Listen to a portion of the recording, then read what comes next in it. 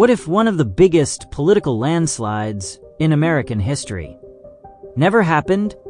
What if Franklin D. Roosevelt, the man behind the New Deal, Social Security, and America's World War II mobilization, lost the 1936 election to Kansas Governor Alf Landon? Today, we dive into an alternate timeline where the political tides turn, and the man who barely made a dent in real history suddenly becomes its architect. How would America look under a President Landon? And what would become of the world? Like and subscribe for more. Also, don't forget to hit that notification bell for more history documentaries. Please watch the video till the end, as good interaction would help the performance of the video and the growth of my channel massively. The election that wasn't. What changed in 1936? In our real timeline, Franklin D. Roosevelt crushed Alf Landon in the 1936 presidential election, winning 523 electoral votes to Landon's 8, one of the most lopsided results in U.S. history. But in this alternate reality, several key shifts in the American political landscape flipped the script. 1. A slower recovery. The New Deal's economic recovery stalled further in 1935-1936, with unemployment still hovering near 15%. High-profile Supreme Court strikes against New Deal legislation caused widespread doubt about FDR's effectiveness. 2. Scandal and fatigue. Allegations of government waste, corruption in New Deal programs, and fears of FDR centralizing too much power caused conservative Democrats and independents to break ranks. 3. Landon's new strategy. Unlike in real life, Landon runs a smarter, more aggressive campaign. He distances himself from traditional laissez-faire Republicans, instead proposing a moderate alternative to Roosevelt's programs, maintaining some relief efforts while promoting fiscal restraint. 4. Midwest drought fallout. The Dust Bowl worsens in 1936, and voters in the Midwest punish Roosevelt for perceived inaction. Landon sweeps the Midwest and wins enough swing states to carry the Electoral College. National reactions to the upset. The nation is shocked. Roosevelt, a dominant political force, is defeated. His supporters, especially urban workers, Black Americans, and progressive reformers, are devastated. Meanwhile, Bible Belt conservatives see Landon's victory as a rejection of federal overreach and a return to traditional values. Industrialists and business leaders breathe a sigh of relief, anticipating fewer regulations and taxes. Roosevelt, gracious in defeat, warns that dismantling the New Deal could plunge the nation back into economic despair. The Landon presidency, cautious conservatism. Cabinet and governance. Landon assembles a cabinet of pro-business Republicans, moderate conservatives, and a few fusion Democrats. He appoints former Hoover officials like Henry Stimson and considers figures such as Senator Arthur Vandenberg for key posts. Landon governs cautiously, not seeking to undo the New Deal entirely, but aiming to balance the budget and limit federal intrusion. The economy and social policy. Landon chooses not to expand New Deal programs. Instead, he freezes Social Security expansion, citing fiscal concerns. He vetoes the Wagner-Steagall Housing Act as too interventionist.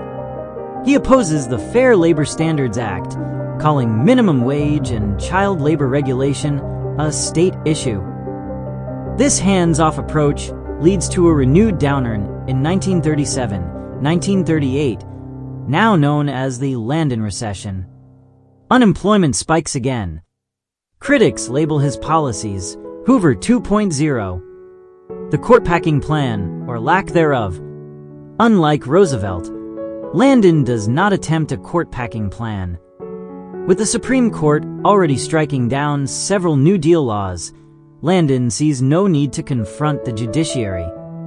Instead, He encourages conservative rulings and avoids major constitutional confrontations. Foreign policy, isolationism and global tensions. Neutrality and Asia. Landon signs the Neutrality Acts of 1937 and 1939, supporting the dominant mood of non-intervention. He condemns Japan's invasion of China but avoids confrontation, limiting aid to China and refusing to cut off oil exports. He criticizes the Munich Agreement as appeasement but offers no alternative. The rise of Hitler and World War II. When Germany invades Poland in 1939, Landon maintains neutrality. Like Roosevelt, he supports a cash-and-carry policy for Allied nations, but is slower to act. He is more hesitant than Roosevelt about preparing for war, and faces pressure from Congress to stay out of European conflicts. His administration delays Lend-Lease planning, putting Britain at greater risk in early 1940. Election of 1940.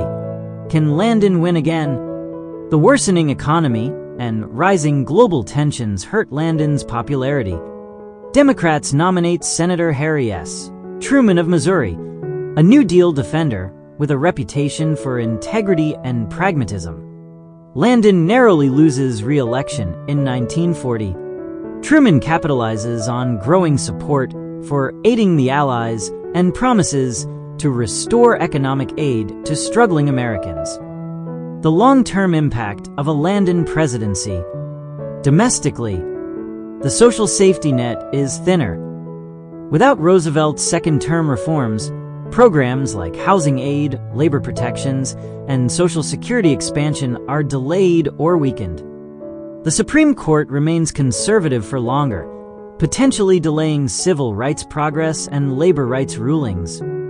The Republican Party becomes more centrist, influenced by Landon's moderate stance, reshaping post-war conservatism. Internationally, Britain and the Soviet Union suffer more in early World War II due to delayed U.S. aid.